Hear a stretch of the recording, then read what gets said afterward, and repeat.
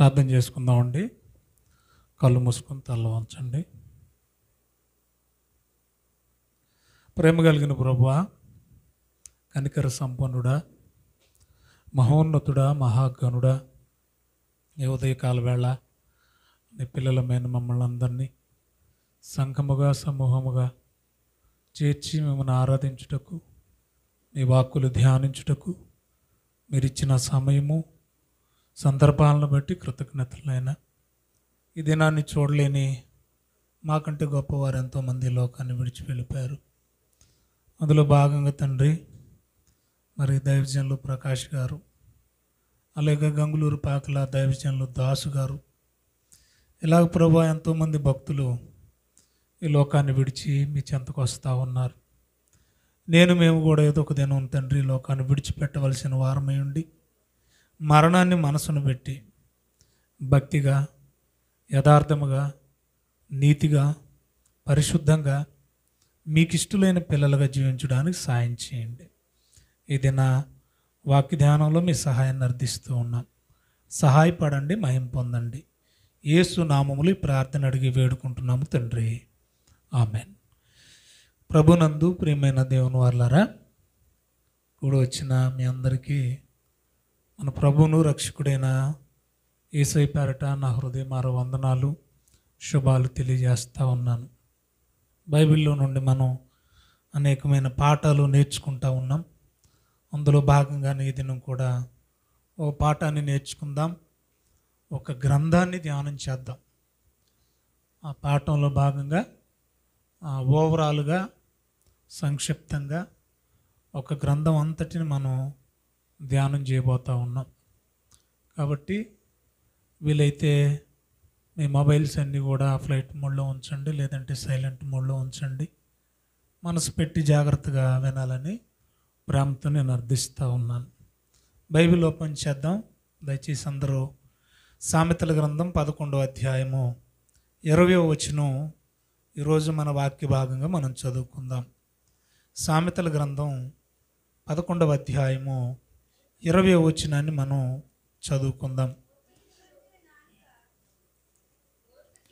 మూర్ఖ చిత్తులు యెహోవాకు హేయులు, యథార్థముగా ప్రవర్తించువారు ఆయనకి ఇష్టలు. రెండో లైన్ని మనం మరొకసారి చదువుకుందాం. యథార్థముగా ప్రవర్తించువారు ఆయనకి ఇష్టలు. ఈ ఒక్క సెంటెన్స్ మనం ఆలోచించేద్దాం. ప్రియులారా, ప్రతి మనిషికి ఒక ఇష్టం ఉంటుంది. అది మంచి అయినా చెడైనా ప్రతి మనిషి కూడా తన ఇష్టాన్ని నెరవేర్చుకోవడానికే ఇష్టపడతాడు. అది మంచి అయినా చెడైనా మానవుడు తన ఇష్టాన్ని నెరవేర్చుకోవడం కోసం ఎంతైనా కష్టపడతాడు. తన ఇష్టాన్ని నెరవేర్చుకోవడం కోసం ఎంతైనా ఖర్చు పెడతాడు. టోటల్గా తన ఇష్టాన్ని నెరవేర్చుకోవడమే లక్ష్యంగా పెట్టుకొని మనిషి బ్రతుకుతూ ఉన్నాడు. తన ఇష్టానికి వ్యతిరేకంగా ఉన్న ఏదైనా కూడా మనిషి ద్వేషిస్తూ ఉంటాడు.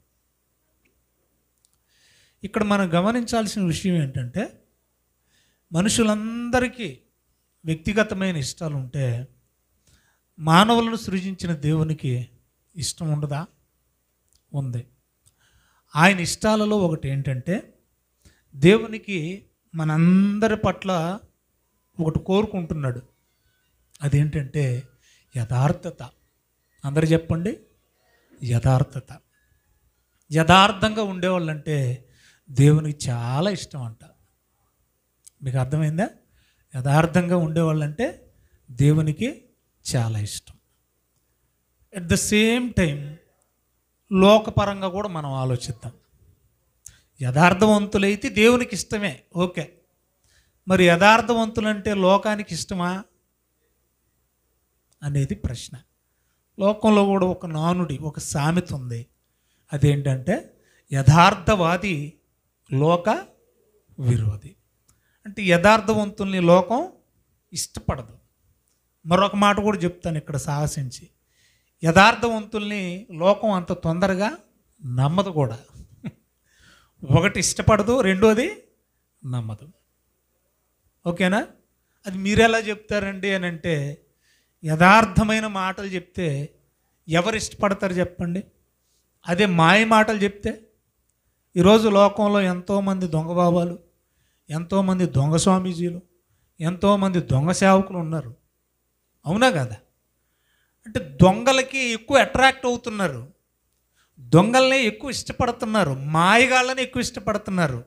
యథార్థవంతుల్ని లోకం ఇష్టపడదు. అర్థమవుతుంది కదా మీకు? రైట్. అలాంటి ఒక యథార్థవంతుని గాథ, ఒక యథార్థవంతుని చరిత్ర మనం ఈరోజు ఆలోచిద్దాం. అందరూ బైబిల్ ఓపెన్ చేద్దాం. యోబు గ్రంథాన్ని మనం ధ్యానం చేద్దాం. ఈ పూట యోబు గ్రంథం అంతటిని కూడా సంక్షిప్తంగా ధ్యానం చేద్దాం. యోబు గ్రంథం 1వ అధ్యాయము 1వ వచనం మనం చదువుదాం. ఊజు దేశమందు యోబు అనే ఒక మనుషుడున్నాడు. అతడు యథార్థవంతుడును న్యాయవంతుడునై దేవుని యందు భయభక్తులు కలిగి చెడుతనమును విసర్జించిన వాడు. 8వ వచనం కూడా మనం చదువుదాం. అందుకు యెహోవా, నీవు నా సేవకుడైన యోబు సంగతి ఆలోచించితివా? అతడు యథార్థ వర్తనుడును న్యాయవంతుడునై దేవుని యందు భయభక్తులు కలిగి చెడుతనమును విసర్జించిన వాడు. భూమి మీద అతని వంటి వాడెవడునూ లేడు. 2వ అధ్యాయం 3వ వచనం. అందుకు యెహోవా సాతానుతోనే మరలా, నీవు నా సేవకుడైన యోబు సంగతి ఆలోచించితివా? అతడు యథార్థ వర్తనుడును న్యాయవంతుడునై దేవుని యందు భయభక్తులు కలిగి చెడుతనము విసర్జించిన వాడు. భూమి మీద ఆ తరానికి ఆ కాలానికి అప్పుడున్న మనుషుల్లో అతని వంటి వాడు ఎవడునూ లేడు. చాలండి. ఇప్పుడు సామాన్యుడైన ఒక మనుషుడు అనే మాట మనం 1వ వచనం చదువుకున్నాం. ఒక మనుషుడుండెను. సామాన్యుడైన ఒక మనుషుని గూర్చి అసమానుడైన దేవుడు ఇచ్చిన సాక్ష్యం. ఇప్పుడు యోబు ఇలాంటోడు అని చెప్పింది ఒక మనిషి కాదు. యోబు క్యారెక్టర్ను గూర్చి సర్టిఫికేట్ ఇచ్చింది మనిషి కాదు. యోబు గొప్పతనాన్ని గూర్చి గొప్పగా పొగిడింది మనిషి కాదు. మనుషులైతే నచ్చితే ఒకలా మాట్లాడతారు, నచ్చకపోతే ఇంకొకలా మాట్లాడతారు. కానీ దేవుడి దగ్గర 2 రకాల ధోరణి ఉండదు. ఆయన ఖచ్చితంగా మాట్లాడతాడు. నచ్చితే ఒకలాగా, నచ్చకపోతే ఒకలాగా దేవుడు చెప్పడు. ఇప్పుడు దేవుడు ఒక సామాన్యుడైన మానవుడి గురించి ఎంత గొప్పగా చెప్తున్నాడో చూడండి. సాధారణంగా బైబిల్ అనగానే రకరకాలుగా బురద జల్లుతున్న ఈ కాలంలో బైబిల్ అనేది చారిత్రాత్మకమైన పుస్తకం. ఇది నిజంగా దైవ గ్రంథం అని చెప్పడానికి మొదటి వచనం నుండి యోబు గ్రంథాన్ని మీరు ధ్యానం చేయండి. చివరి వచనం వరకు శాస్త్రానికి అతీతమైన సంగతులన్నీ కూడా, అది భూగర్భ శాస్త్రమా, ఖగోళ శాస్త్రమా, వృక్ష శాస్త్రమా, జంతు శాస్త్రమా, పక్షి శాస్త్రమా, ఆంథ్రోపాలజీ, మానవ జీవశాస్త్రమా, ఏ శాస్త్రాన్ని మీరు తీసుకున్నా శాస్త్రాలకు అతీతమైన సంగతులన్నీ ఎక్కడ ఉన్నాయంటే యోబు గ్రంథంలో మీకు కనపడతాయి. బాగా చదవండి ఇంటికి వెళ్ళాక యోబు గ్రంథాన్ని. సో ఇది శాస్త్రానికి అతీతమైంది అని, శాస్త్రానికి అద్దం పట్టేలా ఉందని ఎలా మనం చెప్పగలం అంటే, పర్టికులర్గా ఇక్కడ రాయించాడు దేవుడు. ఏమనంటే, ఊజు దేశంలో అనగనగా ఒక మనుషుడుండెను, అనగనగా ఒక రాజు, ఆయనకు 7 భార్యలు. ఇలాగా కథలు ఉండవు బైబిల్లో. అనగనగా కాదు, ఖచ్చితంగా రాయించాడు. అదేంటంటే ఊజు దేశం. ఒకనాడు ఊజు దేశంగా పిలువబడింది. మరి ఇప్పుడేమని పిలుస్తున్నారంటే ఎమెన్. ఇప్పుడు అదే స్థలమేం మారలా, పేరు మారింది అంతే. ఒకనాటి ఊజు దేశం ఇప్పుడు ఏమైపోయింది? ఎమెన్ దేశంగా మారిపోయింది. Okay, right. ఆ దేశంలో కూడా పర్టికులర్ పర్సన్ ఎంతోమంది ఉంటారు మనుషులు, ఆయన పేరుతో సహా చెప్తున్నారు. ఆయన పేరేంటంట? యోబు గారు. దేశం చెప్తున్నాడు, లేదా ప్రాంతం చెప్తున్నాడు, వ్యక్తి చెప్తున్నాడు, వ్యక్తి పేరు చెప్తున్నాడు, వ్యక్తి కండిషన్ కూడా చెప్తున్నాడు. సాధారణంగా సేవకులైన వాళ్ళు యోబు గారి గురించి మాట్లాడేటప్పుడు ఎక్కువగా ఆయన క్యారెక్టర్స్లో ఎక్కువ మంది చెప్పే విషయం ఏంటంటే, ఊజు దేశంలో యోబు ధనవంతుడు అని చెప్తూ ఉంటారు. ఏమండి? ఊజు దేశంలో యోబు ధనవంతుడు.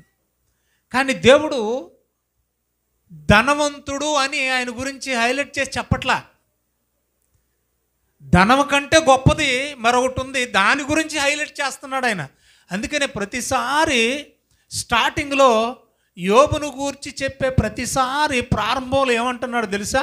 అతడు యథార్థవంతుడు. ఊజు దేశంలో యోబున్నాడు, అతడు ఎలాంటాడు? యథార్థవంతుడు. యథార్థవంతుడు అంటే ఉన్నది ఉన్నట్టుగా మాట్లాడేవాడు, మనసులో ఒకటి బయట ఒకటి చెప్పేవాడు కాదు, మనిషి దగ్గర మనిషి మాట మాట్లాడేవాడు కాదు, అవునంటే అవును, కాదంటే కాదు, పరిస్థితులను బట్టి మారిపోయేవాడు కాదు, ప్రతిదానికి ప్రలోభాలకు లొంగిపోయేవాడు కాదు. సో ఊజు దేశంలో యోబు అని ఆయన ఉన్నాడు. ఆయన ధనవంతుడు అంటలేదు కదా, ఆయన గుణవంతుడు అంటున్నాడు దేవుడు. దేవుడు ఆయన గురించి మాట్లాడేటప్పుడు ఏమంటున్నాడు తెలుసా? స్టార్టింగ్లోనే చెప్తున్నాడు, ఆయన గుణవంతుడు. అంటే గుణం అనేది ధనం కంటే గొప్పది. గుణం లేని ధనం వ్యర్థం. గుణం లేని ధనం వ్యర్థం. ధనం కంటే గొప్పది ఏంటట? గుణం. అది నచ్చేసింది ఆయనకి. అందుకే ఇందాక మనం చదువుకున్నాం కదా, యథార్థవంతులు అంటే ఆయనకి చాలా ఇష్టం. రైట్. ఇప్పుడు ఆయన యథార్థవంతుడండి. ఆ యథార్థతను పరీక్షించడానికి దేవునికి అపవాదికి మధ్య సంఘర్షణ జరుగుతోంది. ఇప్పుడు అపవాది ప్రశ్నించాడు దేవుణ్ణి, దేవుడా నీవు అతన్ని కాపాడుతున్నావు కాబట్టే యథార్థంగా ఉంటున్నాడు. అర్థం చేసుకోవాలి మీరు. కాపాడుతున్నావు కాబట్టే ఆయన ఏం చేస్తున్నాడు? యథార్థంగా ఉంటున్నాడు. సో నువ్వు అతన్ని కాపాడకపోతే ఖచ్చితంగా అతడు తన యథార్థతను విడిచిపెట్టేస్తాడు. ఇప్పుడు ఈ పరీక్షలో నెగ్గాలంటే అపవాది ద్వారా పరీక్ష జరగాలి. సరే, ఎంత శ్రమలైనా ఇరుకులైనా ఇబ్బందులైనా తన యథార్థతనైతే విడిచిపెట్టడయ్యా, ఆ నమ్మకం నాకుంది అని దేవుడు చెప్తున్నాడు. లేదు మనిషి ఎక్కడో చోట బలహీనపడిపోతాడు, ముఖ్యంగా శరీర సంబంధమైన విషయాల్లో బలహీనపడిపోతాడు. అవసరమైతే యథార్థత కాదు, నిన్ను కూడా వదిలేస్తాడు. ఒక్కసారి నాకు యోబుని తన కుటుంబాన్ని అప్పగించి చూడు. అప్పగించాడు. అప్పగించిన తర్వాత జరిగిన పరిణామాలన్నీ మీకు తెలుసు. అన్నీ పోయినాయి, పిల్లలతో సహా అన్నింటినీ కొలాప్స్ చేశాడు. ఆఖరికి మిగిలింది తను, తన భార్య, ఒక ముగ్గురు స్నేహితులు. ఈ స్టోరీ ఇదంతా నడిచే హిస్టరీ ఇదే. తను, తన భార్య, ముగ్గురు స్నేహితులు. చివరాఖరికి భార్య కూడా అందే, దేవుణ్ణి దూషించి మరణం కావచ్చు కదా. వింటున్నారా? దేవుణ్ణి దూషించి మరణం కావచ్చు కదా అంటూ ఒక పదప్రయోగం చేసింది. అదేంటంటే, నువ్వు ఇంకా యథార్థతను విడువుకుందువా? యథార్థతను ఇంత జరిగాక కూడా ఇంకా యథార్థంగానే బ్రతుకుతావా? అప్పుడు దేవుడు అన్నాడు, మూర్ఖురాలు మాట్లాడినట్టు నీవు మాట్లాడకు. ఆయన మేలు చేసినప్పుడే దేవుడా, మరి కీడు తలపెట్టాడంటే అది పరీక్ష అనుకోవచ్చు కదా. మనం చేసిన పాపమని ఎందుకు అనుకోవాలి? యథార్థతను బట్టి కీడు వస్తుందా? ఆలోచించు. అయినా నీతిమంతుని కలుగు ఆపదలు అనేకములు కదా. అనేకం వస్తాయని నీతిని వదిలేస్తామా? శ్రమలు వస్తాయి, ఇరుకులు వస్తాయి, నిందలు వస్తాయి, అవమానాలు వస్తాయని యథార్థతను విడిచిపెడతామా? మూర్ఖురాల్లాగా నీవు మాట్లాడొద్దు అన్నాడు. సరే అయిపోయింది. ఇప్పుడు ఆయన సిచ్యువేషన్ ఏంటంటే ఊరి చివర ఒళ్ళంత కురుపులతో చిల్లపెంకు తీసుకొని ఒళ్ళు గోక్కుంటూ జనం అంతటితో కూడా అసహించబడి వెలివేయబడిన ఒక దుర్భరమైన బ్రతుకుతూ ఉన్నాడు. ఈ సిచ్యుయేషన్ అంతా కూడా, ఈ న్యూస్ అంతా కూడా ఫ్రెండ్స్ దగ్గరికి చేరింది. ఎవరు? తన ప్రాణ స్నేహితులు ఎవరంటే ముగ్గురు ఉన్నారు. Eliphaz, Bildad, Zophar. చెప్పండి. తేమానీయుడైన ఎలీఫజు, బిల్దదు, జోఫరు. ఈ ముగ్గురు స్నేహితులు తెలిసింది. అప్పుడు ఏం జరిగిందో ఒకసారి మనం అంతా బైబిల్లోకి వెళ్ళి ఆలోచించేద్దాం. ఇప్పటివరకు మనం ఏం నేర్చుకున్నామంటే, దేవుడు తన ఆత్మీయ స్థితి గురించి గొప్పగా సాక్ష్యం ఇచ్చాడు. ఏంటి ఆయన ఆత్మీయ స్థితి అంటే, అతని వంటి వాడు, అతని వంటి యథార్థవంతుడు భూమి మీద లేడు. ఇప్పుడు ఆ యథార్థతను భగ్నం చేయడానికి అపవాది శోధిస్తూ ఉంది. ఈ శోధనలో భాగంగా పరీక్షించబడతా ఉన్నాడు యోబు.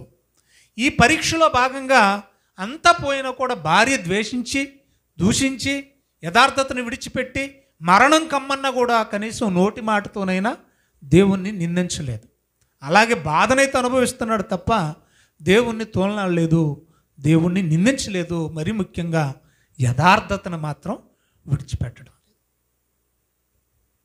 ఈ విషయం యోబుకు కష్టాలు వచ్చాయి, బాధలు వచ్చాయి, ఊరు వెలుపుట ఉన్నాడని ప్రాణ స్నేహితులకు తెలిసినప్పుడు వాళ్ళు ఏం చేశారో మనం చూద్దాం. యోబు గ్రంథం 2వ అధ్యాయం 11వ వచనం. తేమానీయుడైన స్నేహితులు ఎవరో చెప్తున్నాడు చూడండి. యోబు స్నేహితులు తేమానీయుడైన ఎలీఫజు,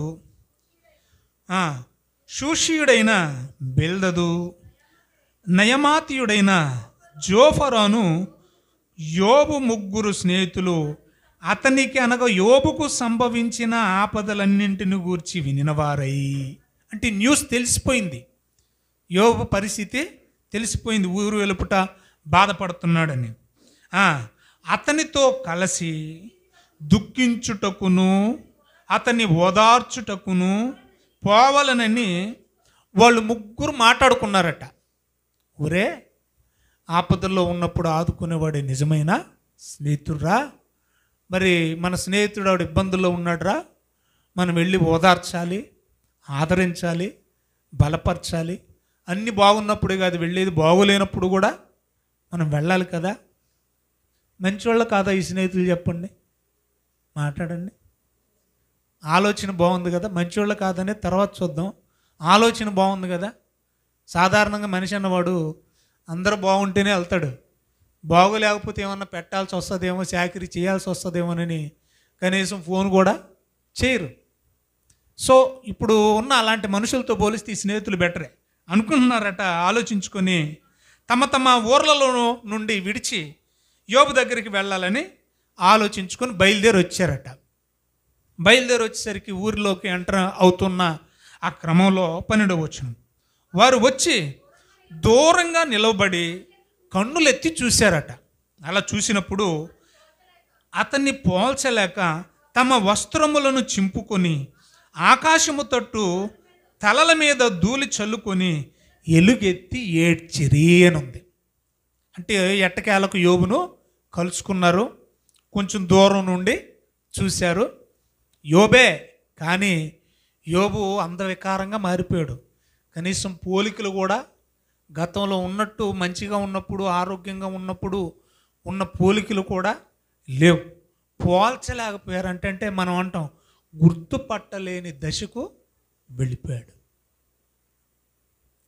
వస్త్రహీనుడై, ఒళ్ళంతా మరి కురుపులతో రోగశీయుడై, గోక్కుంటూ రసి కారిపోతూ కూర్చొని 2 కాళ్ళ మీద తల పెట్టుకొని రోదిస్తూ వేదనతో ఉన్నాయని గుర్తుపట్టలేదంట. చూసి నెత్తి మీద ధూళి పోసుకుని ఆకాశం వైపు చూసి గగ్గుళ్ళు పెట్టి ఏడుస్తూ ఉన్నారట. 13వ వచనం, అతని బాధ అత్యధికముగా ఉండెను అని వాళ్ళు గ్రహించారు. మూలుగుతున్నాడట. యోబు ఏం చేస్తున్నాడు? మూలుగుతున్నాడట. ఆయన బాధ వర్ణనాతీతం అండి, చెప్పలేని బాధ అండి. కొంతమందికి బాధను అనుభవించే వాళ్ళకి తెలుస్తుంది ఆ బాధ తాలూకు నొప్పి ఏంటనేది. చూసే వాళ్ళకి అర్థం కాదు. ఎరా చూడడానికి దుక్కలాగా ఉన్నావు, దున్న పోతులాగా ఉన్నావు, ఆ బోతులాగా ఉన్నావు, నీకే పోయే కాలం అని మనం అనుకుంటాం. వాళ్ళు లోపల వాళ్ళు పడే బాధ పడే వాళ్ళకే తెలుస్తుంది. అంతలో వేదన పొందుతూ ఉన్నాడు, బాధపడుతూ ఉన్నాడు. ఆ బాధను అర్థం చేసుకున్న స్నేహితులు మంచోళ్ళ కాదా? మంచోళ్ళే కదా. బాధను అర్థం చేసుకొని ఈ టైంలో వాడితో మాట్లాడితే బాగోదు, ఇంకా బాధ ఎక్కువైపోద్ది అనుకున్నారట. చూడండి, ఆ బాధలో ఉన్నాడని, అత్యధిక బాధలో ఉన్నాడని గ్రహించి ఎవరునూ అతనితో, ముగ్గురులో ఎవరు కూడా అతనితో ఒక్క మాటైనను మాట్లాడకుండా రేయింబవళ్ళు అలాగూ 7 దినములు అతనితోనే కూర్చున్నారు. ఎన్ని రోజులు ఉన్నారు వీళ్ళు ముగ్గురు కూడా ఆయన దగ్గర? 7 రోజులు. ఎవరైనా ఉంటారండి అలాగా? మీకు ఒకటి షాకింగ్ న్యూస్ చెప్పనా? రాత్రింబగళ్ళు కనీసం భోజనం కూడా చేయట్లా, అన్నపానములు పుచ్చుకోకుండా ఎన్ని రోజులు ఉన్నారు తెలుసా? 7 రోజులు ఉన్నారు. తిండి తిప్పలేవు, యోబుకు లేవు, అలాగని స్నేహితులకి లేదు. మంచివాళ్ళ కాదా స్నేహితులు?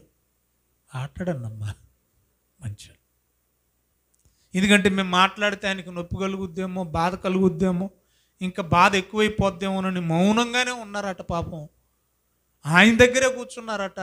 రాత్రింబవళ్ళు 7 రోజులు కూర్చున్నారంటే మీరు అనుకుందాం కొంచెంసేపు, నాకు ఏదో రోగం వచ్చింది ఏమండి, తమ్ముడు రాజు వాళ్ళ చేనుంది చివర కాలువ దగ్గర, నేను వెళ్ళి అక్కడ కూర్చున్నా, ఎందుకంటే నేను ఈ ఊర్లో ఉంటే మీ అందరికి రోగం అవుతుందని అనుకుందాం కొంచెంసేపు.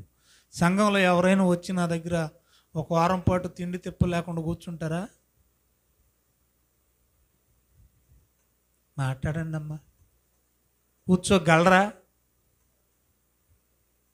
అంటే మనకంటే మంచోళ్ళు అనే స్నేహితులు మంచోళ్ళు. నెక్స్ట్ ఏం జరిగిందో చూద్దాం. 7 రోజులు అయిపోయింది, 4వ అధ్యాయానికి వద్దాం. 7 రోజుల తర్వాత ఏం జరుగుతుందో చూడండి. ఏమండి, 4వ అధ్యాయానికి వద్దాం. 3 స్టార్టింగ్లో 7 రోజులు అయిపోయిన తర్వాత యోబు మాట్లాడడం మొదలుపెట్టాడట. యోబు ఏం చేశాడు? 3వ అధ్యాయం మొదటి వచనంలో 7 రోజుల తర్వాత ఏం చేశాడు? వాడిని కదపడం ఎందుకులే, వీళ్ళు ముగ్గురు సైలెంట్గా ఉంటే యోబే తనంతట తానే మాట్లాడడం ప్రారంభించి తన జన్మదినాన్ని, తన పుట్టిన దినాన్ని శపించుకుంటా ఉన్నాడు. అసలు అంటే బాధలో బాధలో ఏం చేస్తున్నాడు తెలుసా? బాధ తాలూకు మాటలు ఇవి.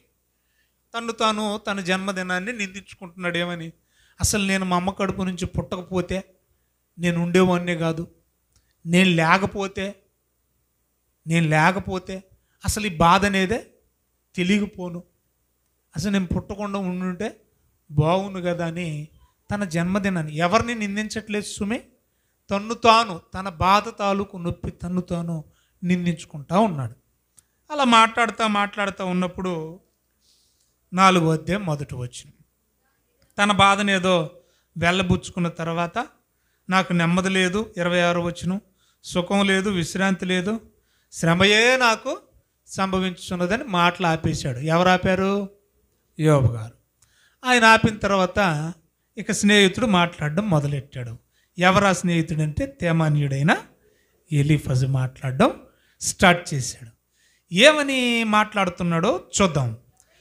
ఎవడైనా ఈ సంగతి ఎత్తి నీతో మాట్లాడిన ఎడల నీకు వ్యసనము కలుగునా? ఒరే ఏదన్నా అంటే అన్నావంటావు కానీ మేము ఏదన్నా మాట్లాడితే నీకు వ్యసనమా? ఫ్రెండ్స్ కదండి, ఓపెన్గా ఒరే అంటే ఒరే అనుకుంటారు. ఫ్రెండ్స్ కదా, స్నేహితులంటే ఎంత క్లోజ్గా ఉంటారు, ఎంత ఓరల్గా మాట్లాడుకుంటారు, ఎంత ఫ్రెండ్లీగా మాట్లాడుకుంటారు. ఒరే మేము ఏదన్నా అంటే నీకు బాధరా, కానీ మేమైతే ఉన్న మాట మాట్లాడతాంరా. ఎవడైనా ఎందుకు వచ్చిందో ఈ శ్రమ, ఎందుకు వచ్చిందో ఈ బాధ, ఎందుకు వచ్చాయి ఈ కురుపులు, ఎందుకు వచ్చింది ఈ రోగం, ఉన్నది ఉన్నట్టు మాట్లాడితే నీకేం బాధ కదరా? మరే నీకు వ్యసనమా? అయితే వాదింపగా ఎల్లప్పుడూ అని మొదలెట్టాడు. అనేకులకు నీవు బుద్ధి నేర్పిన వాడవు కావా? చూడండి చూడండి. ఏట్రా ఇప్పుడు ఏదో బాధ నీకు వచ్చేసరికి, నీది దాకా వచ్చేసరికి నాకు నెమ్మది లేదు, సుఖమే లేదు, విశ్రాంతి లేదు, శ్రమయే సంభవిస్తుందని ఇప్పుడు వాపోతున్నావా? అసలు శ్రమ ఎందుకు వచ్చిందో ఆలోచించుకోవాలి కదా. అసలు నీ గతం ఏంటో నీకు గుర్తు రావట్లేదా? ఇప్పుడు ఏదో చిన్నది కలిగేసరికి అంతలా బాధపడిపోతున్నావేటి అని మొదలెట్టాడు ఎలీఫజు. అనేకులకు నీవు బుద్ధి నేర్పావు, బలహీనమైన చేతులను నీవు బలపరిచావు, నీ మాటలో తొట్టిల్లు వానిని ఆదుకున్నాయి కదా. అంటే ఎంతమందికి ఎంత మేలు చేశాడో అనేది కూడా ఎలీఫజు చెప్తున్నాడు. కృంగిపోయిన మోకాళ్ళు గలవారిని నీవు బలపరిచి నిలబెట్టావు కదా. అయితే ఇప్పుడు శ్రమ నీ దాకా వచ్చేసరికి ఏడ్చేస్తున్నావా? ఎరా ఏడ్చేస్తున్నావా? అది నీకు తగులుగా నీవు కలవరపడుతున్నావా? నీ భక్తి నీకు ధైర్యం పుట్టింపదా? నిజంగా నీలో భక్తి లేదా? భక్తి ఉంటే ధైర్యంగా ఉంటావు కదా. ఏమైపోయింది నీ భక్తి అంతా? ఎంతమందికి నువ్వు సాయం చేసావు, ఎంతమందికి నువ్వు బుద్ధి నేర్పావు, ఎంతమంది నువ్వు బలపరిచావు, ఎంతమందిని ఆదుకున్నావు. ఇప్పుడు నీ దాకా వచ్చేసరికి నీకు బాధ కలుగుతుందా? నీ యథార్థ ప్రవర్తన, అక్కడ చూడండి, నీ యథార్థ ప్రవర్తన నీ నిరీక్షణకు ఆధారము కాదా? జ్ఞాపకం చేసుకునుము. నిరపరాధి అయిన ఒకడు ఎప్పుడైనా నశించనా? మొదలెట్టారు ఇక ఘాటు వ్యాఖ్యలు. ఏ తప్పు లేనోడు ఎప్పుడైనా నాశనం అయిపోయాడా? శ్రమల పాలయ్యాడా? ఇబ్బందుల పాలయ్యాడా? యథార్థంగా బతికినోడు, నిరపరాధి, నిందలేనివాడు, నీతిమంతుడు అంటే ఏంటి? ఆపోజిట్గా చెప్పండి నాకు. ఎవరికి వస్తాయంట శ్రమలు? ఇప్పుడు శ్రమ ఎవరికి వచ్చింది? ఇండైరెక్ట్ ఏమంటున్నారు? నిరపరాధి అయిన వాడు ఎక్కడు ఎప్పుడైనా నశించినా. యథార్థ వర్తనులు అంటే ఇప్పుడు ఏనా నిరపరాధా కాదా? యథార్థవంతుడా కాదా? నువ్వు నిరపరాధివైతే నీకెందుకు వచ్చినాయి? యథార్థవంతుడు అయితే నీకెందుకు వచ్చింది? అంటే అవునంటున్నారా కాదంటున్నారా? ఎక్కడో తేడా జరిగింది. నువ్వు భక్తిపరుడు అయితే నువ్వు నాకే ఎందుకు ఈ శ్రమలు వచ్చాయని అధైర్యపడతావు. 3 మాటలు అనేసాడు అనడానికి. స్టార్టింగ్లోనే అనేసాడు. ఎలీఫజు ఏమన్నాడు? నీవు భక్తిపరుడు అయితే నీకు బాధ ఎందుకురా? నువ్వు యథార్థవంతుడు అయితే ఈ శ్రమలు ఎందుకు వస్తాయిరా? తర్వాత ఏమన్నాడు? నువ్వు నిరపరాధివైతే ఈ శ్రమలు, ఈ బాధలు, ఇరుకులు ఎందుకు వస్తాయి? 3 మాటలు అనేసాడు. 8వ వచనం చూడండి. సామెత వదులుతున్నాడు. ఎలీఫజు నోట సామెత వదిలేస్తున్నాడు. నా జీవితంలో నేను చూసినంత వరకు అక్రమమును దున్ని కీడును విత్తువారు దానినే కోయుదురు. అంటే ఇప్పుడు కీడు ఎవరికి వచ్చింది? ఆయన దృష్టిలో కీడది. ఎవరి దృష్టిలో? ఎలీఫజు దృష్టిలో. మరి యోబు దృష్టిలో పరీక్ష. ఫ్రెండ్స్ దృష్టిలో, స్నేహితుల దృష్టిలో కీడు. అంటే నువ్వేదో అక్రమం చేశావు, క్రమము కాని పని ఏదో, దేవునికి నచ్చని పని ఏదో చేసావు. నా జీవితంలో నేను చూసినంత వరకు అక్రమమును దున్ని కీడును విత్తువారు దానినే కోయుదురు. అంటే ఈరోజు నువ్వు కీడు అనుభవిస్తున్నావు అంటే నువ్వేదో అక్రమం చేశావు. మరి ముందేయో మాటలు మాట్లాడావు ఎలీఫజు 3వ వచనంలో. ఒరే నువ్వు అనేకులకు బుద్ధి నేర్పావు, బలహీనమైన చేతులు బలపరిచావు, నీ నోటి మాటల్లో తొట్టిల్లిన వారిని ఆదుకున్నావు, కుంగిన మోకాళ్ళు గల వారిని బలపరిచావు. ఇది అక్రమమా? మరి ఇది యథార్థత లేని పరిస్థితా? ఇది అపరాధమా? ఒకసారి మీరు ఆలోచించండి ప్రియులారా. అందుకే అంటున్నాడు 9వ వచనానికి వచ్చేసరికి, కీడును విత్తువారు దాన్నే కోస్తారా, దేవుడు ఓదగా వారు నశించుదురు, ఆయన కోపాగ్ని శ్వాసము వలన వారు లేకపోవుదురు. మొత్తానికి ఏమంటున్నాడు? నీకు పోయే కాలం దగ్గర పడిందిరా. అసలు వచ్చింది దేనికి? ఆదరించడానికి. అందాకనే మనం చదువుకున్నాం కదా, వాళ్ళు పోయి ఏం చేయాలనుకున్నారు పోయి ఆలోచించుకున్నారట. ఏమండి, అతని ఆపదలన్నీ వాటిని గురించి విని 11వ వచనంలో మనం చదువుతూ ఉంటే అందరూ వెళ్ళి ఏం చేయాలంట? అతన్ని ఆదరించడానికి, ఓదార్చడానికి. ఓదారుతున్నారా లేకపోతే పుండు మీద కారం జల్లుతున్నారా? గట్టిగా జల్లుతున్నారు.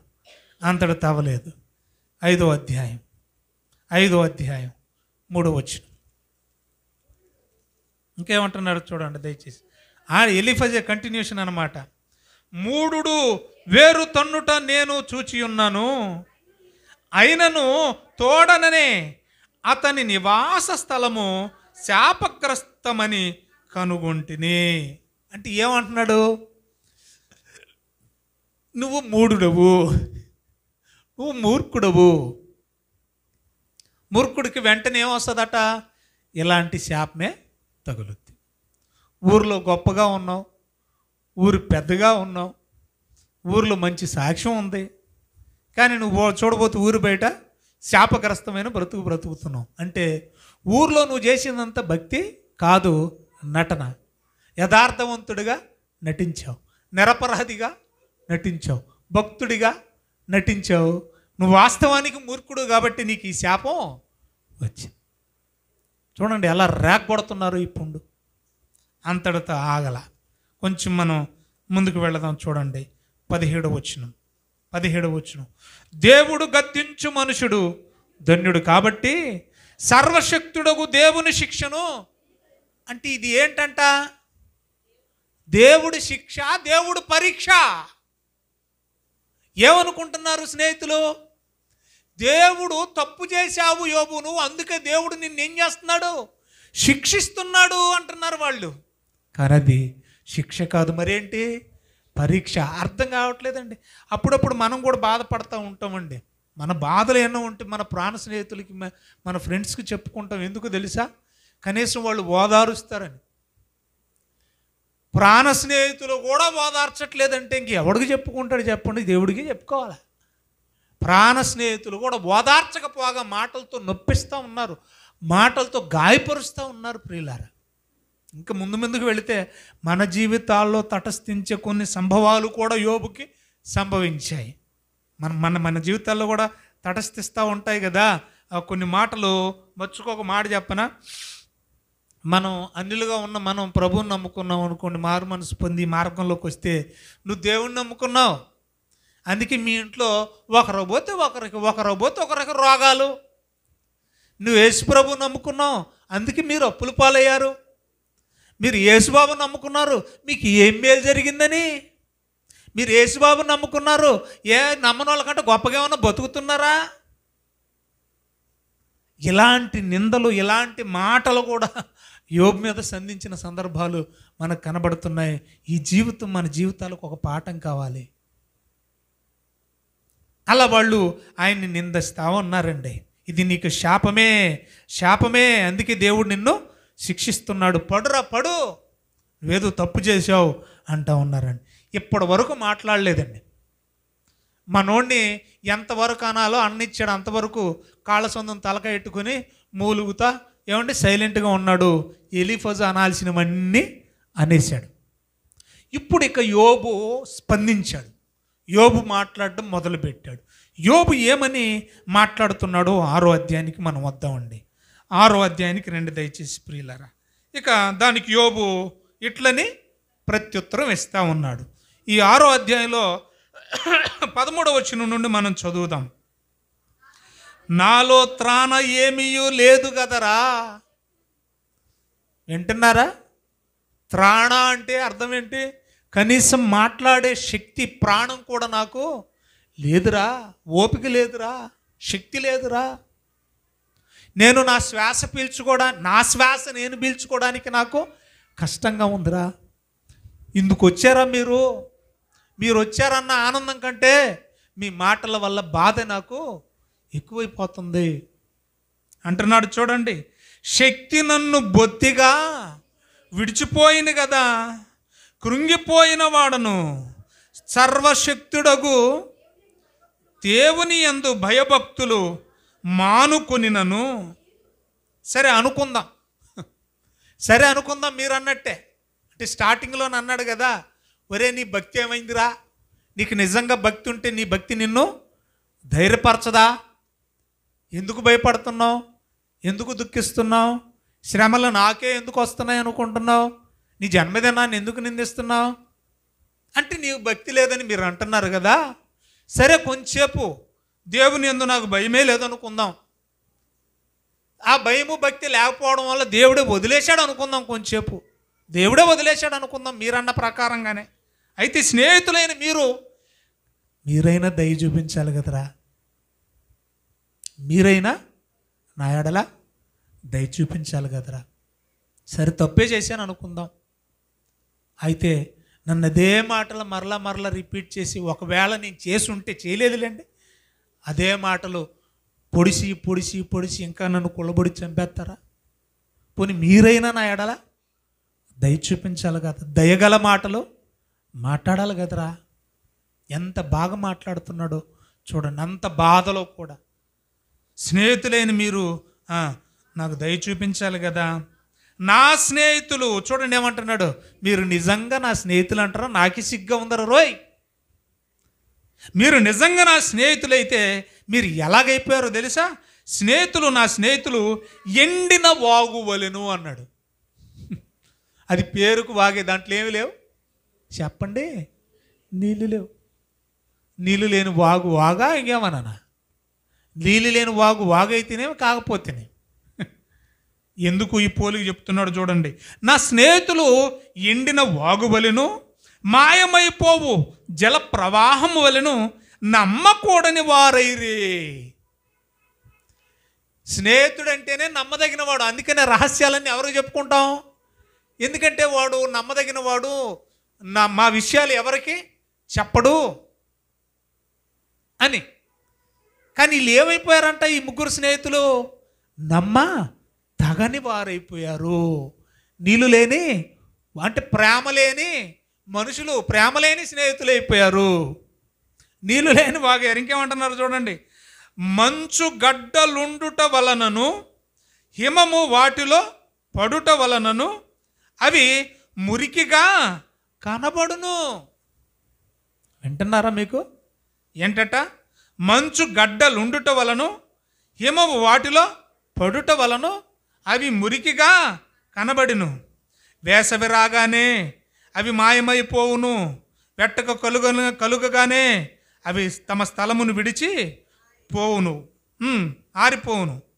వాటి నీళ్ళు ప్రవహించు దారి తిప్పబడును, ఏమీ లేకుండా అవి అంటే ఎందుకు చెప్తున్నాడు ఈ మాట అంటే, నన్ను చూడడానికి మీరు నాలో ఏదో కల్మషం ఉన్నట్టు మీకు కనబడుతుంది. మంచు గడ్డలు భూమి మీద పడ్డప్పుడు మట్టిలో కలిసినప్పుడు కల్తీగా కనపడతాయి. వాస్తవంగా కల్తీ మంచు గడ్డల్లో లేదురా, భూమిలో ఉన్న మట్టిలో ఉంది. నేను అలాంటి వాడిని, అలాంటి నన్ను పట్టుకుని మీరు ఏం చేస్తున్నారు, నిందిస్తున్నారు. పేరు స్నేహితులే, మీరు నా స్నేహితులని చెప్పుకోవడానికి నాకు సిగ్గేస్తుంది. మీరు నమ్మతగని వారైపోయారు, కనీసం మీరైనా నా ఎడల దయ చూపించాలి కదా. 22వ వచనం చదువుదాం, 6వ అధ్యాయం 22వ వచనం చూడండి. ఏమైనా దయచేయుడని, సరేరా నా బాధ వచ్చింది, నేను ఇబ్బందుల్లో ఉన్నాను, నా బాధ నేను పడుతున్నాను, మీరు వచ్చారు కదా, నేనేమన్నా మీకు కబురెట్టానా, మిమ్మల్ని రమ్మన్నానా, నన్ను ఓదార్చమన్నానా, నన్ను ఆదరించమన్నానా, నన్ను బలపరచమన్నానా, పోనీ నాకు లేదు కదా సాయం చేయమని ఏమన్నా చేసేసి మిమ్మల్ని అడిగానా అంటే ఎంత నిక్కచ్చుగా, ఏమండి ఎంత రోషంగా బతుకుతున్నాడు ఈ భక్తుడు, ఆలోచించండి. ఇలాంటి దుర్భరమైన పరిస్థితుల్లో కూడా ఎవరి సహాయాన్ని కోరుకోవట్లేదు అంటున్నాడు చూడండి. పోనీ నేను ఇన్ని బాధలు పడుతుంటే మీరు వచ్చి ఓదార్చడానికి బదులు దెప్పు పడుతున్నారు, పోనీ మిమ్మల్ని ఏమైనా నేను చెయ్యి చాపి అడిగానా, మీ ఆస్తిలో నుండి నా కొరకు బహుమానం ఏమైనా తెమ్మన్నానా చెప్పండి, పగవాని చేతిలో నుండి నన్ను విడుపుంపుడని అడిగానా, బాధించు వారి చేతిలో నుండి నన్ను విమోచింపుడని అడిగానా, ఏమండి ఎంత బాగా మాట్లాడుతున్నాడు చూడండి. 24 వచనం వెరీ వెరీ ఇంపార్టెంట్ అండి. నాకు ఉపదేశము చేయుడే, నేను మౌనినై ఉండెదను. ఒకవేళ మీరన్నట్టుగా నేను తప్పు చేసి ఉంటే, మీరన్నట్టుగా నేను ఏదైనా దోషం చేసి ఉంటే, నేను ఎక్కడైనా యథార్థతను కోల్పోతే, నేను భక్తిహీనుణ్ణి అయిపోతే నాకు చెప్పండి, నాకు బోధ చేయండి, నన్ను దిద్దండి, నన్ను మార్చండి. ఎంత బాగా మాట్లాడుతున్నాడు చూడండి దయచేసి. నాకు ఉపదేశము చేయడి, నేను మౌనునై ఉండెదను. ఏ విషయమంతు నేను తప్పిపోతునో అది నాకు తెలియచేయండి. నిందించొద్దు, మీరు నిందించొద్దు. నిలదీసినట్టు నన్ను నిందించి మాట్లాడకండి. నాలో ఏదన్నా తప్పు ఉంటే నాకు తెలియజేయండి, నాకు ఉపదేశం చేయండి, నా తప్పు నేను దిద్దుకుంటాను. అంత అయిపోయింది కదా, మిమ్మల్ని ఏమన్నా అడిగాను? ఇంత అయిపోయాక కూడా, నేను ఇంత కుళ్ళిపోయాక కూడా మిమ్మల్ని ఏమన్నా అడిగానా? నిందించకండి, తప్పేదన్నా ఉంటే చెప్పండి, నేను దిద్దుకుంటాను. ఆ తర్వాత రెండో వాడు మాట్లాడడం మొదలెట్టాడు. ఎంతవరకు ఎలీఫజు కదా మాట్లాడాడు, ఇప్పుడు బిల్దదు మాట్లాడడం మొదలెట్టాడు. రెండో స్నేహితుడు ఎవరు? బిల్దదు. ఇప్పుడు బిల్దదు ఏం మాట్లాడుతున్నాడో మనం చూద్దాం. 8వ అధ్యాయము 1వ వచనం సంభాషణ చూడండి. స్నేహితులకి యోబుకు మధ్య జరుగుతున్న సంభాషణ 8వ అధ్యాయము 1వ వచనం. అప్పుడు షూహీయుడగు బిల్దదు మాట్లాడడం మొదలుపెట్టాడండి. ఎంతకాలము నీవు ఇట్టి మాటలు మాట్లాడతావు? చూడండి, నీ నోటి మాటలు అంటే ఏం చెప్తున్నాడు? ఒరే, నా బాధల్లో నేను ఉన్నాను కదా, పోనీ ఈ బాధల్లో మిమ్మల్ని ఏమన్నా సాయం చేయమని నేను అడుగుతున్నానా? నన్ను నిందించడం కంటే పోనీ నేను ఏదన్నా తప్పు చేసినట్టు మీకు అనిపిస్తే చెప్పండి, మార్చుకుంటానని వాపోతున్నాడు కదా. ఈ మాటలు మాట్లాడుతుంటే రెండో స్నేహితుడికి ఎలా ఉన్నాడంటే, ఆపరాని గాలి మాటలు అంటున్నాడు. మన వాడుక భాషలో అంటాం కదా, ఆపురాని గాలి మాటలు మాట్లాడుతున్నావు. అప్పుడు బిల్దదు అంటున్నాడు, ఎంతకాలము నీ విట్టి మాటలు, ఏం మాటలు అంటావే? నీ నోటి మాటలు సుడిగాలి వంటివైను, దేవుని న్యాయ విధిని రద్దుపరుచునా? సర్వశక్తుడగు దేవుడు న్యాయమును రద్దుపరుచునా? అంటే నీకు జరిగింది న్యాయమే. ఏమిటి ఆ న్యాయం అంటే, నువ్వేదో తప్పు చేసావు. సర్వశక్తుడగు దేవుడు న్యాయమును రద్దుపరుచునా? చూడండి, అక్కడి నుంచి చూడండి, భయంకరమైన మాటలు. ఏం మాటలు మాట్లాడుతున్నారు చూడండి. ఇంతవరకు ఎలీఫజు అయితే డైరెక్ట్గా పాపం యోబుని అన్నాడు, కానీ బిల్దదు ఏమంటున్నాడు చూడండి. బిల్దదు యోబుతో కలిపి ఎవరెవరిని నిందిస్తున్నాడు చూడండి. బిల్దదు, నీ కుమారులు ఆయన దృష్టి ఎదుట పాపం చేశారేమో. ఎందుకు చచ్చారా నీ పిల్లలు ఒకేసారి 10 మంది, 7 కుమారులు, 3 కుమార్తెలు? వింటున్నారమ్మా? ఒకే రోజు ఎందుకు చచ్చిపోయారు? నీ పిల్లలు, నువ్వే కాదురా, నీ పిల్లలు కూడా పాపం చేసినట్టున్నారు. నిజంగా ప్రియులరా, 1వ అధ్యాయం మనం చదువుతుంటే రోజుకి ఒకరింటి దగ్గర విందు చేసుకునే తమ బిడ్డల విషయమై ప్రతిరోజు అరుణోదయాన్ని లేచి తన పిల్లలు ఎక్కడైనా తప్పిదము పాపము చేసి ఉంటిరేమోనని దహన బలులు అర్పిస్తూ ప్రార్థన చేసి, అలాంటి ఉన్నతమైన భక్తుడు. కానీ స్నేహితుడు ఏమంటున్నాడు బిల్దదు, నువ్వు గాలి మాట్లాపే, నువ్వు ఏదన్నా తప్పు చేసావేమో అని అడుగుతుంటేనేమో నిందిస్తారా అంటున్నావు. ఇంతకు నీ పిల్లలు కూడా చచ్చిపోయారంటే అదేదో నువ్వు చేసిన శాపం, నీ పిల్లలు చేసిన పాపం. నీ పిల్లలు, చదవండి ఎంత బాగా మాట్లాడుతున్నాడో. నీ కుమారులు ఆయన దృష్టికి పాపము చేసిరేమో, కావుననే వారు చేసిన తిరుగుబాటును బట్టి ఆయన వారిని అప్పగించినేమో. అందుకే నీ పిల్లలు చచ్చిపోయారేమో. ఒకసారి ఆలోచించుకో. 6వ వచనం, నీవు పవిత్రుడవై యథార్థవంతుడవైన ఎడల నిత్యముగా ఆయన నీ యందు శ్రద్ధ నిలిపి నీ నీతికి తగినట్లుగా నీ నివాస స్థలము. నువ్వు నిజంగా పవిత్రుడు అయితే నేను వర్ధలింపజేయను. మరి ఈ భయంకరమైన స్థితికి వచ్చావంటే ఎక్కడో నీ పవిత్రతకు భంగం కలిగిందిరా నాయన. కాబట్టి నువ్వెక్కడో పొరపాటు చేసావు. అందుకే ఈ శాపం 11వ వచనం. ఇక్కడ మళ్ళీ ఈయన కూడా సామెతలు మొదలెట్టాడు. పిల్లది కూడా ఇక సామెతలు, పొడుపు కథలు లాంటి సామెతలు మొదలెట్టాడు. ఏమని మొదలెట్టాడు ఒకసారి చూడండి. ఈయన కూడా బురద లేకుండా జమ్ము పెరుగుద్దా, నీళ్ళు లేకుండా అంటే ఏంది ఇది? మనకు తెలుగులో మనం కూడా ఇలాంటిది ఒకటి వాడతాం. నిప్పు లేకుండా, చెప్పండి, నిప్పు లేకుండా పొగ వస్తుంది. నిప్పు లేకుండా పొగ వస్తుంది. పొగ వచ్చిందంటే అర్థం ఏంటి? నిప్పు ఉంది అంటే ఏంటి పొడుపు? ఎలాంటి పొడుపు ఇది? బురద లేకుండా అసలు జమ్ము పెరుగుద్దా? పెరగదు. తర్వాత ఏమన్నాడు? నీళ్ళు లేకుండా అసలుకి మొలక అనేది ఏదైనా మొలుసుద్దా? మొలవదు. అలాగే నువ్వు ఏ పాపం చేయకుండా నీకు ఈ కీడు ఎందుకు వచ్చింది అంటే నువ్వేదో పాపం చేసావు. ఈ కీడు నీకు ఎందుకు వచ్చిందంటే బురద లేకుండా జమ్ము మొలవదు, నీళ్ళు లేకుండా ఏ మొక్క మొలవదు, పాపం లేకుండా ఈ కీడు రాదు. అంటే నువ్వేదో పాపం చేసావు. మొదలెట్టాడండి. ఏమంటున్నాడు చూడండి. అది కోయబడక ముందు బహుపచ్చగానున్నది కానీ ఇతర మొక్కల కంటే త్వరగా వాడిపోవునంటే ఏమంటున్నాడు? నువ్వు కూడా ఏదో పాపం చేసావు కాబట్టి అందుకే నీకు తొందరగా పోయే కాలం దగ్గర పడిపోయింది. దేవుని మరచువారందరి గతి అట్లే ఉండనంటే ఇప్పుడు యోబు దేవుని మర్చిపోయాడనేగా. ఏమండి, యోబు దేవుని మర్చిపోతాడా? భక్తిహీనుని ఆశ నిరర్ధకమగును, అతని ఆశ భంగమగును. కంటిన్యూ చేయండి.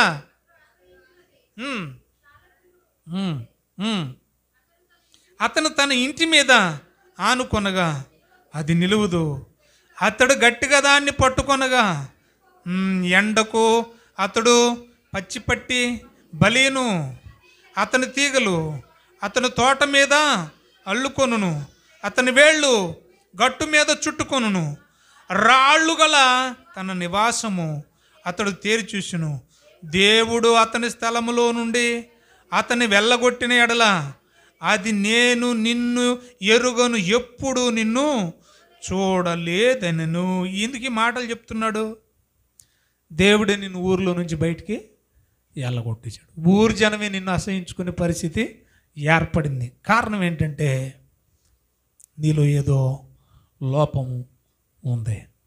నువ్వేదో చేయరాని పని చేశావు. నీ పిల్లలు కూడా ఏదో చేయరాని పని చేశారు. 11వ అధ్యాయం 12వ వచనం. మూడోవాడు మొదలెట్టాడు. మూడో స్నేహితుడు మొదలెట్టాడు. ఇప్పుడు ఎంతమంది మాట్లాడారు? మొదట ఆయన ఏం చేశాడు? వ్యక్తిగతంగా ఎలీఫజు యోబుని నిందించాడు. రెండో ఆయన బిల్దదు ఏం చేశాడు? యోబుని, బిడ్డల్ని, సమస్తాన్ని నిందించాడు. మూడు ఆయన ఏం చేస్తున్నాడు చూద్దామండి. 11వ అధ్యాయము తీసారా? మొదట వచ్చినప్పుడు నయమాతీయుడైనా తీసారమ్మా. 11 మొదట వచ్చినప్పుడు నయమాతీయుడైన జోఫర్ మాట్లాడడం ప్రారంభించి ఏమని అంటున్నాడో 12వ వచనం నుండి మనం చదువుదాం. అయితే అడవి గాడిద పిల్ల నరుడై పుట్టిన నాటికి కానీ బుద్ధిహీనుడికి, అంటే ముందు అనాల్సినవన్నీ అనేసాడండి. మీరు ఇంటికి వెళ్ళి చదువుకోండి, అదంతా చదవడానికి టైం లేక నేను డైరెక్ట్ అయిపోయాను అనమాట. ఈయన డైరెక్ట్ అటాక్ ఏంటంటే అడవి గాడిద పిల్ల. ఏనండి, అడవి గాడిద పిల్ల మనిషిగా పుడుతుందా? గాడిద పిల్ల మనిషిగా పుట్టుద్దా? అలాగని మనిషి గాడిదగా పుడతాడా? జరిగే పనేనా? మాట్లాడండి నమ్మేది ఒకటి. గాడిద పిల్ల మనిషిగా పుట్టడం సాధ్యపడదు. ఏమంటున్నాడు? ఎందుకు ఈయన కూడా మళ్ళా శ్లోకాలు మొదలెట్టాడు, సామెతలు మొదలెట్టాడు? చూడండి అక్కడ ఏమంటున్నాడు. ఒరే, గాడిద పిల్ల మనిషిగా పుట్టడం ఎలా జరగదో అలాగే బుద్ధిహీనుడికి కూడా ఎంత చెప్పినా తెలివి అంటే ఏంటి, అర్థం ఏంటి? ఏమంటున్నాడు డైరెక్ట్ స్పీచ్లో? నువ్వు బుద్ధిహీనుడు రా, నీకెంత చెప్పినా నీకు తెలివి రాదు, మమ్మల్ని నిందించే వాళ్ళగా కనపడుతున్నావా? నేను చెప్పే మాటలు నీకు నిందలా కనిపిస్తున్నాయి, తప్పు చేసే వెనక్కి తిరిగి చూసుకోవచ్చు కదూ. మంచోడువు నువ్వు అంటున్నది వీళ్ళే. బలహీనమైన వాళ్ళని బలపరిచావు, ఆపదలో ఉన్న వాళ్ళని ఆదుకున్నావు, ఎంతోమందికి సాయం చేసావు, యథార్థవంతుడు అనేది వీళ్ళే. మళ్ళీ ఎక్కడో తప్పు చేసావు అనేది కూడా వీళ్ళే. అందుకని ఎలాంటి సామెతలు చూడండి. అడవి గాడిద పిల్ల మనిషికి పుట్టుద్ది, అలాగే బుద్ధి లేని నీకు కూడా ఎంత చెప్పినా వివేకం రాదురబై. నీవు నీ మనస్సును తిన్నగా నిలిపిన ఎడల, నీ చేతులు ఆయన వైపు చాపిన ఎడల, పాపము నీ చేతిలో నుండుట నీవు దాన్ని చూచి దాన్ని విడిచిన ఎడల, నీ గుడారములో నుండి దుర్మార్గతను నీవు కొట్టి. అంటే ఏమేమి ఉన్నాయని చెప్తున్నాడు, చెప్పకనే చెప్తున్నాడు. ఏమని చెప్తున్నాడు? నీవు నీ చేతులతో ఏదో పాపం చేశావు, నీ కొంపలో దుర్మార్గత ఏదో ఏలుబడే చేసిందే, అందుకే నీకు ఇలాంటి పాటలు వచ్చి పడ్డాయి, అందుకే నీకు బాధలు వచ్చి పడ్డాయి. మొదలెట్టాడండి. నువ్వు బుద్ధిహీనుడు, నీ గుడారంలో నుండి దుర్మార్గతను నువ్వు కొట్టివేస్తే నిశ్చయముగా నీవు నిర్దోషివై సంతోషిస్తావు. ఇప్పుడు ఈ దుర్దశలో ఉన్నవంటే కారణం నీ దుర్మార్గత, నీ చేతుల్లో ఉన్న పాపం. ఈ మాటలన్నీ భరించలేక 12వ అధ్యాయం 1వ వచనంలో యోబు మళ్ళీ మాట్లాడడం మొదలెట్టాడు. ముగ్గురిది అయిపోయింది, ఇక యోబుది లాస్ట్కి వచ్చేస్తున్నాం. యోబు ఏమంటున్నాడు చూద్దాం. యోబు అంటున్నాడు చూడండి, ఇంత జ్ఞానంగా మాట్లాడుతున్నారు కదా, అంటే వీళ్ళ ఉద్దేశం ఏంటి? ఒరే నీకు వివేకం లేదురా, బుద్ధిహీనుడు నీవు, నీకు తెలివి లేదు, అడవి గాడిద పిల్ల నడుడై పుడతాదా? అట్లనే నీకు బుద్ధి లేనోడు కాబట్టి నీకు ఎన్ని చెప్పినా నీకు జ్ఞానం అంటే ఇల్లేదో పెద్ద జ్ఞానవంతులాగా మాట్లాడేస్తున్నారు. అర్థమవుతుంది మీకు? ఒక వ్యక్తిని తప్పుడు వ్యక్తిగా అక్కడ నిలబడితే అందరూ ఏమైపోతారు? జడ్జిలు అయిపోతారు, అందరూ తీర్పులు అయిపోతారు, అందరూ జ్ఞానులు అయిపోతారు, అందరూ సరిచేసే వాళ్ళు అయిపోతారు. వాళ్ళు ఏదో జ్ఞానవంతుల్లాగా వాళ్ళు ఏం తప్పు చేయనట్టు. అలాగే యోబు మాట్లాడడం మొదలెట్టారే, మాట్లాడారు కదరా, మీరు ఏమనుకుంటున్నారు తెలిసావరే మీరు ముగ్గురు అని. నిజముగా లోకం అంతట్లో మీరే జ్ఞానులు రా. లోకం మొత్తానికి ఏమంటున్నాడు? నేను జ్ఞానిని కాదులే, లోకం మొత్తానికి మీరే జ్ఞానులు రా. మీతోనే జ్ఞానం పుట్టింది మీ ద్వారానే, ఆ జ్ఞానం పోయేది కూడా మీ ద్వారానే రా. మీలాంటి జ్ఞానం ఈ లోకంలో ఎవ్వరికి లేదురా. 2వ వచనం, నిజముగా లోకంలో మీరే జ్ఞానులు, మీతోనే జ్ఞానం కథించబోద్ది. 3వ వచనం, అయినను మీకున్నట్టు నాకును వివేచనా శక్తి కలిగి ఉన్నది. నేను అంత మూర్ఖుని అనుకోకండి, మీకున్నట్టు నాకు కూడా బుర్ర ఉందరా, తెలివి ఉందరా. నేను మీకంటే తక్కువ జ్ఞానము కలవాడను కాను. మీరే మీరే మీరే మీరు చెప్పున వాటిని ఎరుగని వాడెవరు? ఈ మాటను మీరు బాగా పట్టుకోండి. ఏమండి, ఈ విషయంలోనే ఆఖరిలో పశ్చాత్తాపడతాడు యోబు. కొంచెం ఈ పౌరుష పదజాలం వాడాడు కదా, అందుకని చివరిలో క్షమాపణ అడుగుతాడు దేవుడి దగ్గర. మీరేరా జ్ఞానవంతులు, మీకంటే ఇంక ఈ లోకంలో జ్ఞానవంతులు లేరు. జ్ఞానం పుట్టింది మీతోనే, జ్ఞానం అంతమైపోయేది మీతోనే. మీకంటే నేనేం బుర్ర తక్కువని కాదు. అలాగనుకుంటే మీకంటే నేను ఒక రెట్టు జ్ఞానంలో గొప్పవాన్నే. మీరు చెప్పే ఎవరికి తెలీదు, మీ జ్ఞాన సంగతులు మీరు చెప్పే ఎవరో తెలీదు, పోనీ నాకు తెలియదు అనుకుంటున్నారా అన్నాడండి. నన్ను విమర్శించడం కంటే ఏమండి అంటాడు చూడండి. కొంచెం ముందుకు వెళితే 4వ వచనంలో నన్ను విమర్శించడం నా స్నేహితునికి ఏమంటున్నాడు చూడండి, నా స్నేహితునికి అపహాస్యాస్పదముగా ఇప్పుడు మీ అందరికీ నేను ఎటకారం అయిపోయానా? బాధ నా దాకా వచ్చేసరికి మీ అందరికీ నేను ఎలాగైపోయాను? బాగున్నప్పుడేమో అందరికి అవసరమైన వాడిని, అందరిని ఆదుకున్నవాడిని. ఇప్పుడు నా పరిస్థితి బాగలేకపోయేసరికి మీ అందరికి ఎలాగైపోయాను? నేను ఎటకారం అయిపోయాను. నీతియో యథార్థతయో గలవాడు అపహాస్యాస్పదముగా నుండవలసి వచ్చింది. నాకు ఈ పరిస్థితి, మీరందరూ ఎగతాళి చేసే పరిస్థితికి నేను వచ్చానంటే కారణం ఏంటని చెప్తున్నాడు. కారణం ఏంటంట, నాకున్న ఈ దుర్దశ వల్ల నన్ను మీరందరూ ఏం చేస్తున్నారు, అపహాస్యం చేస్తూ ఉన్నారు. మళ్ళీ ఎలీఫజ్ తగులుకున్నాడు. చూడండి దయచేసి 15వ అధ్యాయం 1వ వచనం. అంతట తాగల. అప్పుడు తేమానీయుడైన ఎలీఫజు ఎలాగూ ప్రత్యుత్తరం ఇచ్చెను. జ్ఞానము గలవాడు మాట్లాడుతున్నాడు. చూడండి, జ్ఞానము గలవాడు నిరర్ధకమైన తెలివితో ప్రత్యుత్తరం ఇయ్యదగునా అంటే, ఇందాకేమన్నాడు, వరే బాబు మీకంటే నేను కొంచెం జ్ఞానవంతునే, మీ జ్ఞానం ఎవరో తెలియదు అనుకుంటున్నారు అన్నారు కదా, దానికి మళ్ళీ స్పందించేమంటున్నాడు తెలుసు.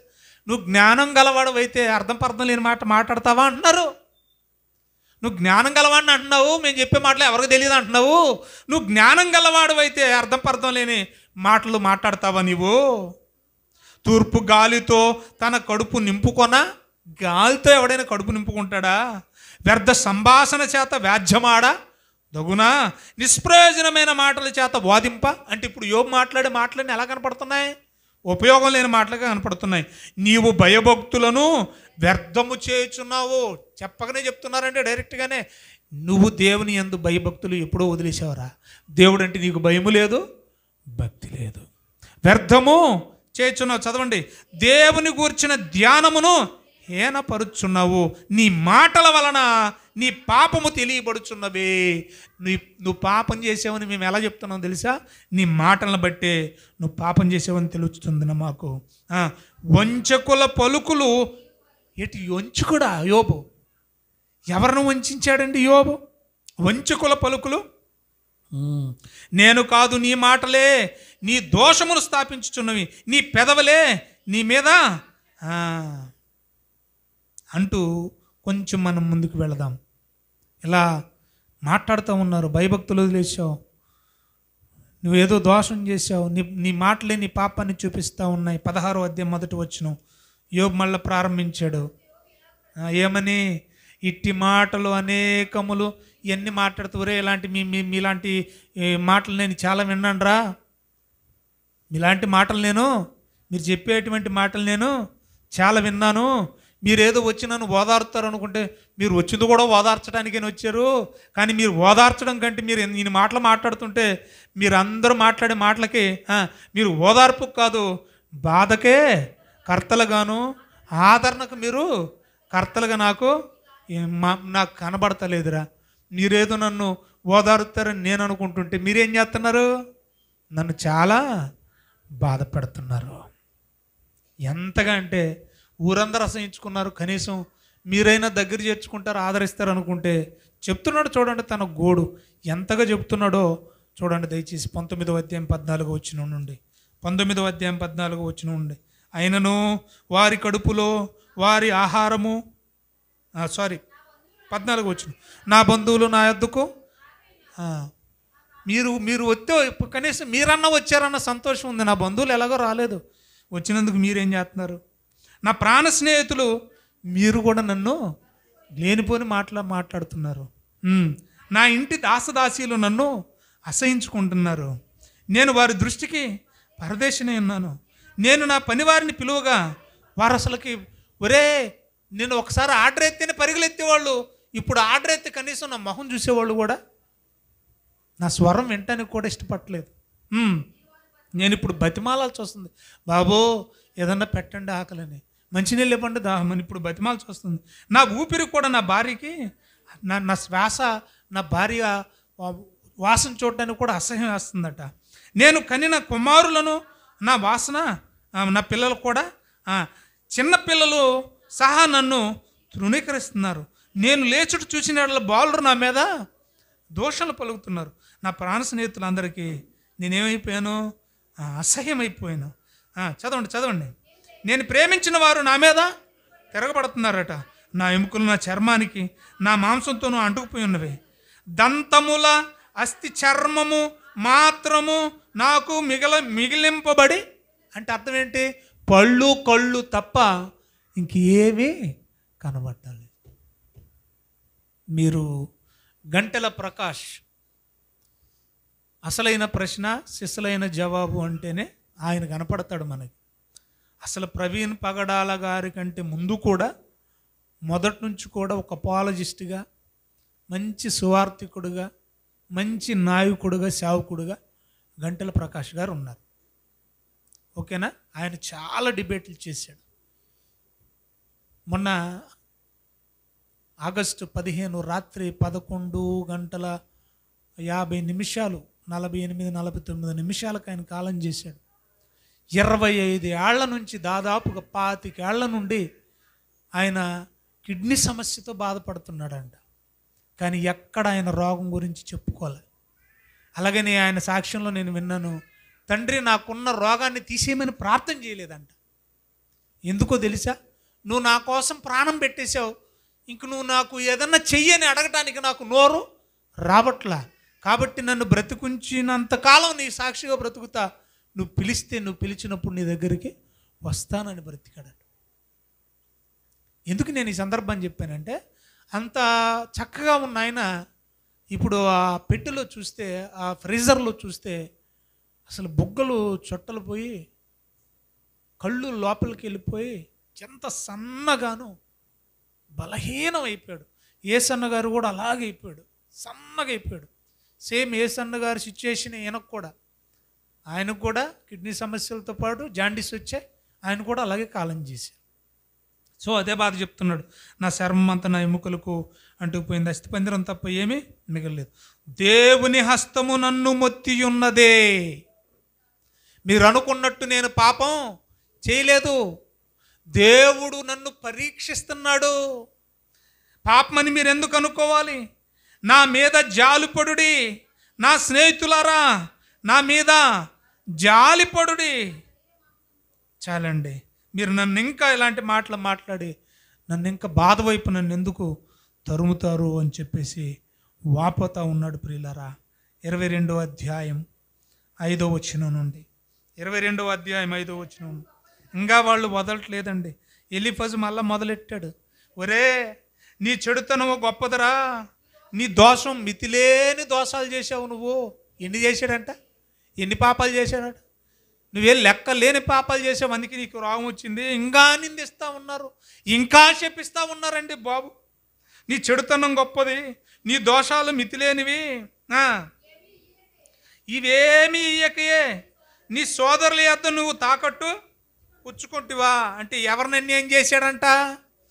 మీ బ్రదర్స్ని నువ్వు అన్యాయం చేసావురా, నీకు అందుకే ఈ రోగం వచ్చింది. నిజంగా సహోదరులకు అన్యాయం చేసేవాడానా యోబు? ఎంతటితో వదలలేదు. వస్త్రహీనుల బట్టలు లాగేసుకున్నావు.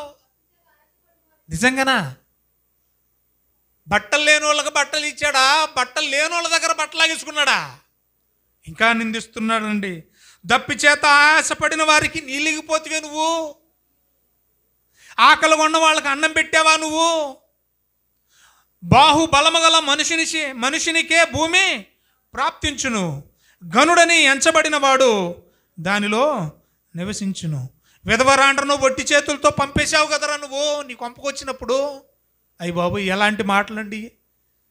ఇంకా బాధ ఎక్కువైపోయింది. విధవరాండ్రను నేను వట్టి చేతులతో పంపేశానా? నేను ఎప్పుడైనా ఎలా చేశానా? నొప్పి ఎక్కువైపోయిందండి. కంటిన్యూ చేయండి. ఇంకా తండ్రి లేని వారి చేతులు నువ్వు, అయ్యి బాబోయ్, అంత పాపం చేశాడా? చేతులార చేశాడని స్టార్టింగ్లోనే చెప్పేశాడు కదా. నీ దోషము చాలా గొప్పది, నీ చెడుతనం చాలా గొప్పది. ఎంత చెడుతనమో వివరణ ఇస్తున్నాడు కింద. ఇంకా 10వ వచనం, కావున బోనులు నిన్ను చుట్టుకొని ఉన్నవి, ఆకస్మిక భయము నిన్ను బెదిరించుచున్నది, నిన్ను చిక్కించుకున్న అంధకారము నీవు చూచుట లేదా? నిన్ను ముంచబో ప్రళయములను నీవు చూచుట లేదా? దేవుడు ఆకాశమంత మహోన్నతుడు కాదా? ఇదంతా ఎందుకు వచ్చిందో తెలుసా? నువ్వు చేసిన పాపానికే. 29వ అధ్యాయం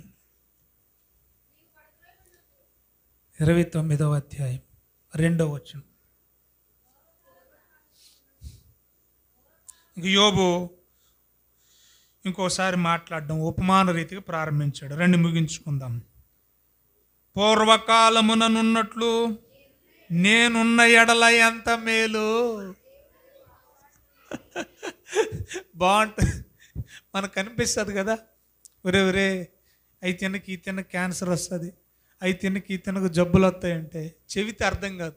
జబ్బు వచ్చి బాధపడుతున్నప్పుడు అనిపిస్తుంది ఏమన్నా తెలుసా, అయ్యో నేను ఆరోగ్యంగా ఉన్నప్పుడు ఉంటే ఎంత బాగుండు, ఈ రోగం రాకుండా ఉంటే అలాగనమాట.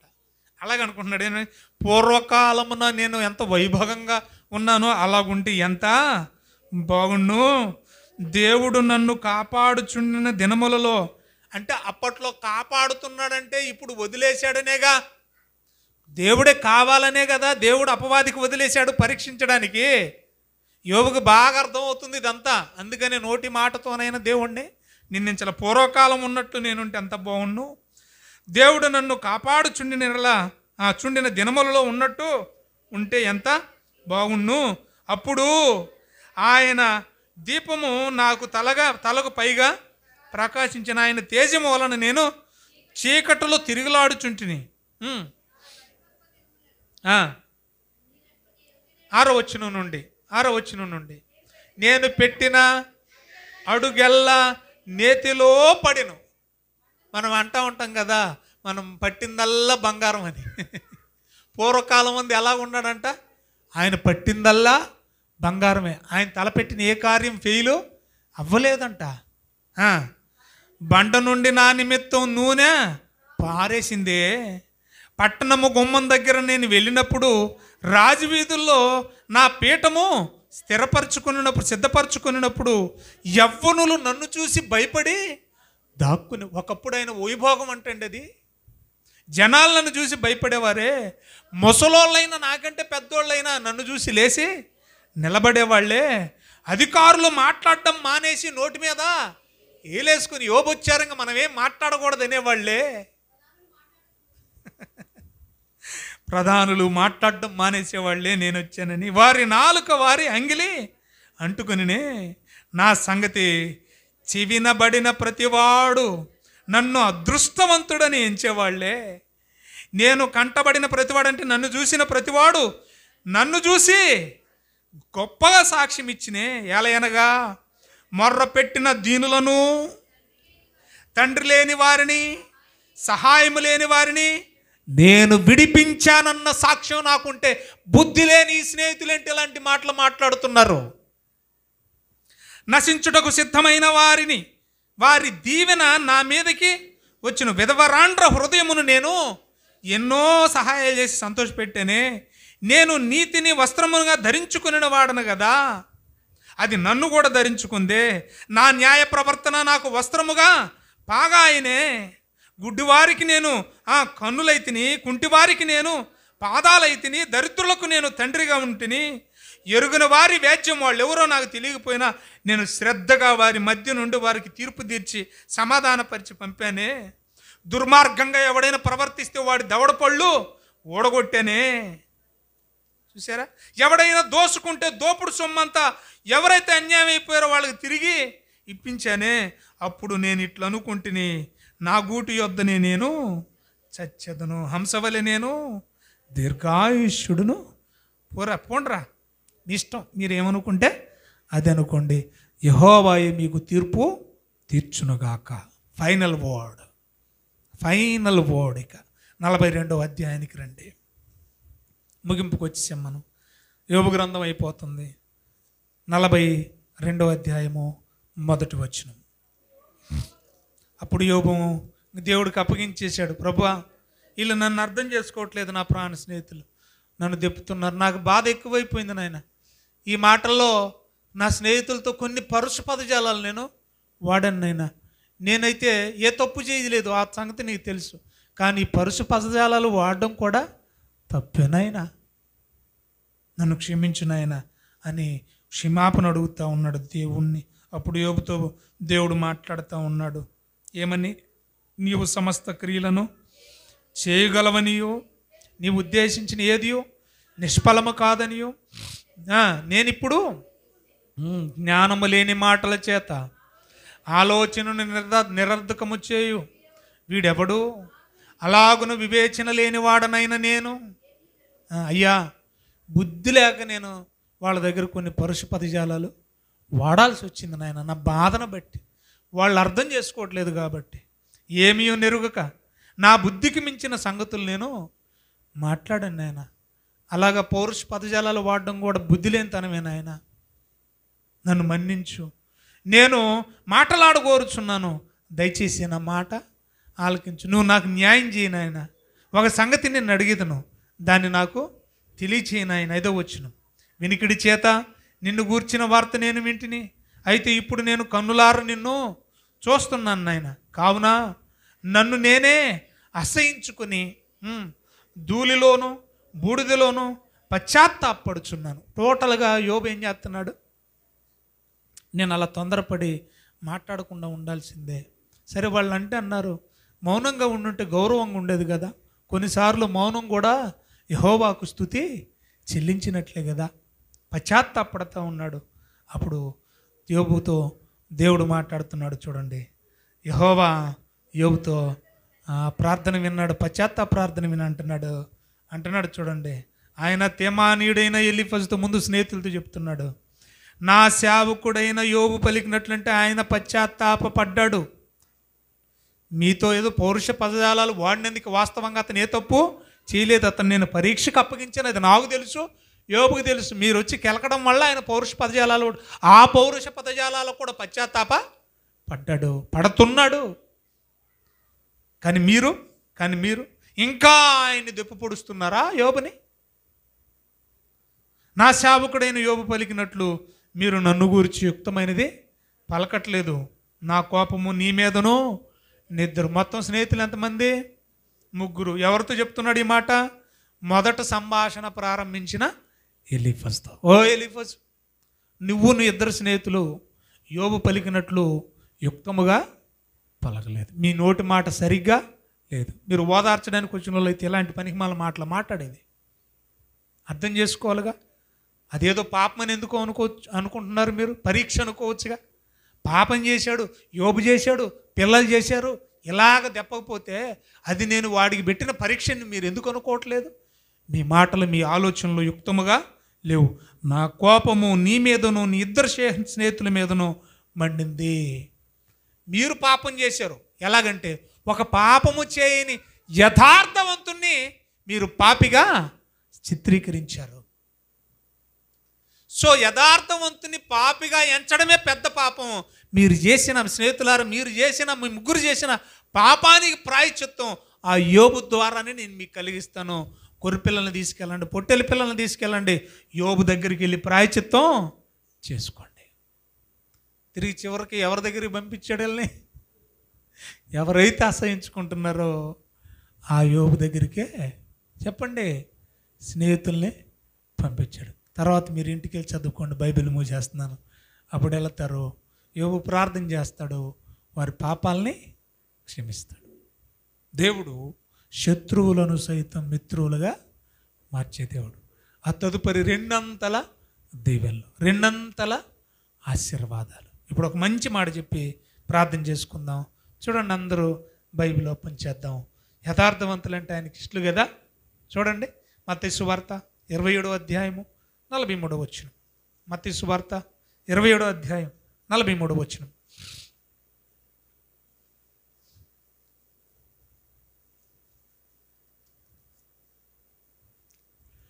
వాడు దేవుని యందు విశ్వాసం ఉంచెను, నేను దేవుని కుమారుడనని చెప్పెను గనుక.